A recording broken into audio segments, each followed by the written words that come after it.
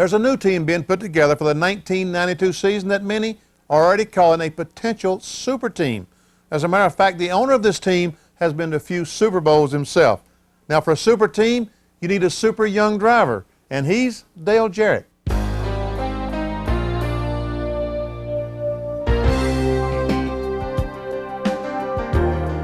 By winning the Champions Spark Plug 400, Dale Jarrett became one of Winston Cup's newest heroes. His battle with Davey Allison on the final lap was a classic. Davey Allison battles back on the outside. It's going to be a photo finish. They touch coming down through the triangle at the line. Who wins it? I believe Jarrett. For Dale, that win was a real dream come true. But it wasn't without tough years and hard work to get to that moment. Even though he comes from one of auto racing's most well-known and best-liked families, with his father Ned already in the Hall of Fame, Dale still had to prove himself on the racetrack. From 1982 through 1987, Dale was a regular on the Busch Grand National Tour, placing in the top 6 of the final point standings each year. In 1987, Dale made the move to the Winston Cup Series, running in 24 races with a couple of top 10 finishes. In 1988 and 1989, Dale ran the full Winston Cup schedule, driving primarily for Cale Yarborough's Hardy's team. As the 1990 season opened, Dale found himself without a ride in Winston Cup, but still running very well with the Busch Series. In April, Neil Bonney was injured in a racing accident in the Trans-South 500. When it was determined Neil would have to step out of the car, the Wood brothers made the call to Dale Jarrett to fill the seat of their famous number 21. By the end of the 1990 season, the team was coming on strong. Dale finished 4th in Atlanta, the final race of the year, his best career finish to that point. Just before Dale's big win in Michigan, it was announced Dale would leave the Wood brothers in 1992 to drive for a new team being formed by Washington Redskins coach Joe Gibbs, with Jimmy Maycar to serve as crew chief. I had a chance to visit with Dale to talk about his future, as well as the road he had to travel to make it to the top. And Dale, do you have to pinch yourself to realize where you are? Yeah, every once in a while you feel like this is just a dream happening, because everything has come together so quickly, so to speak. You know, it's been a long time getting here, but things are going just exactly like I would have them if I were dreaming up something to go right in my life and in my career. So it's just wonderful, these things happening, and I just want to be able to take advantage of the situations and enjoy the life that I'm having right now. When and where did you run your first race? I ran my first race in Hickory, North Carolina in 1978, which was quite a while ago now. It doesn't seem like it was that long ago, but I had never been in a race car before other than just a couple of practice laps. Although I'd been around them for years and years and years, I never had the opportunity to get in and drive one. And I'd worked on them a little bit, but didn't know much about it. But we built a limited sportsman car, we being Andy Petrie, who's now the crew chief for Harry Gant, and Jimmy Newsom, who owns Newsom Tire in Newton, were high school friends of mine, and they decided to build a race car, and I jumped in, and it was a piece of work, to say the least. You've been around racing all your life. Is driving a race car all you've ever wanted to do? Well, I thought that from the time that I was probably 3 or 4 years old. Yeah, that's what I wanted to do. And then Dad retired from racing when I was only 10, so we got into some other things as far as playing golf and some other sports growing up. And as I attended Newton Conover High School, I had the opportunity to play a number of other sports in football, basketball, and baseball. So these were things that I had an interest in too, and wasn't around racing as much then. And of course didn't know a lot about the cars, but it still was something that I always thought that I wanted to try. And I wanted just to get that opportunity one time to see if it was something that I liked or not. And having no idea of the rush that it gives you and the amount of competition that is out there, because that's what I've thrived on all my life, is playing some kind of sport or something. And it didn't matter if we were in the backyard or on a field playing in something for the high school. I wanted to win whatever we were doing. What was the most important, the experience you got in the Busch Series, or the fact that you learned how to work on a race car and learn just what goes into a race car? Well, I think the Busch Series is a great series. It gives you the opportunity to run a lot of the tracks that you're going to be running in Winston Cup.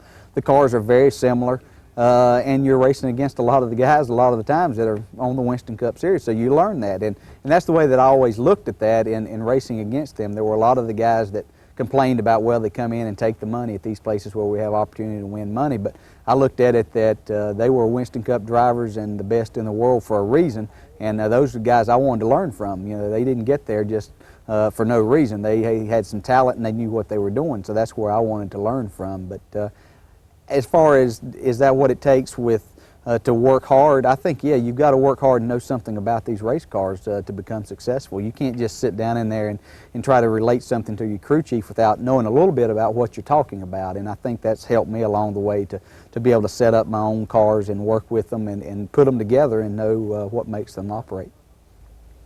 1989, you ran the Winston Cup circuit. 1990 started, you was back on the outside looking in. It had to be hard to take.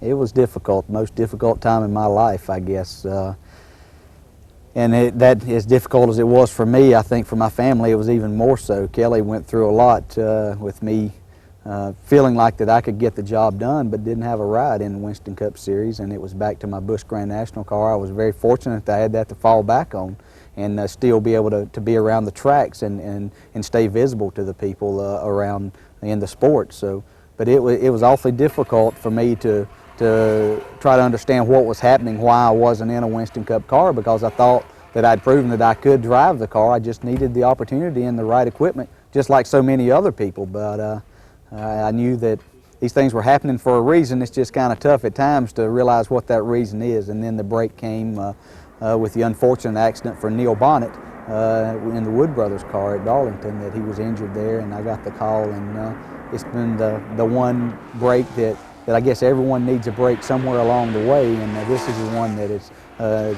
given me what I needed in Winston Cup racing. We went on to get the first win here in 1991 with the Wood Brothers, and I couldn't have been happier to win a race with somebody and help them get back into victory lane. The win in Michigan. Tell us about your thoughts those last few laps, knowing you had a shot to win your first race. It's hard to describe what I was thinking because I was concentrating so hard on what I needed to do. I think what I was thinking was that I needed to keep driving the line that I'd been driving, that was working, that was keeping Davey Allison behind me, and I could see that his car wasn't wanting to work on the top of the racetrack.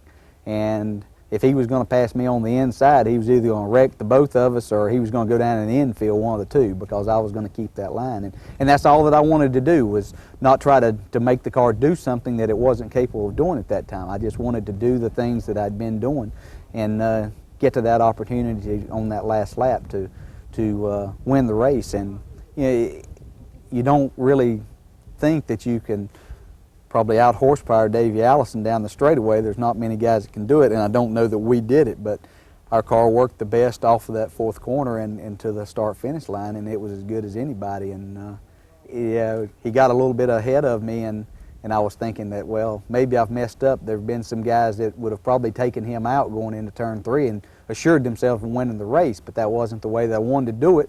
And as we got closer to the line and I started to gain back on him, I realized I'd done the right thing. I didn't know if I was going to beat him, but I'd still done the right thing. It was close. Did you know you'd won? Yeah.